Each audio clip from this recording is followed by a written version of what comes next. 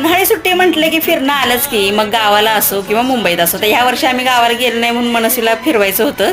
मस्तपैकी घराच्या जवळच आमच्या विरारला अर्नाळा बीच आहे, त्यामुळे छान म्हटलं थंडगार वातावरणात छान अशा समुद्रकिनारी आम्ही तिला घेऊन आलो आणि तेवढंच तिच्यासोबत आमचा पण एन्जॉयमेंट झाला. आणि तिथे मस्त अशी उंटाची सवारी होती, घोड्याची सवारी होती.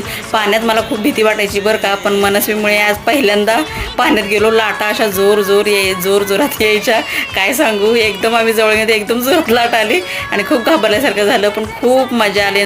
किनारी थोड्या वेळ बसलो, मस्त वाटलं, एकदम वातावरण फ्रेश, मन झाल्यासारखं झालं. आणि इथे मग हे कट्टे दिसले जिथे सुके बोंबील वगैरे वाळवले जातात. आणि इथे अर्नाळाचा मोठा मच्छी मार्केट आहे बरं का. मग दिवस मावळ्यानंतर घराकडे पावले निघाली बरं का. छान थंडगार वातावरण होतं, दिवस खूप भारी वाटला.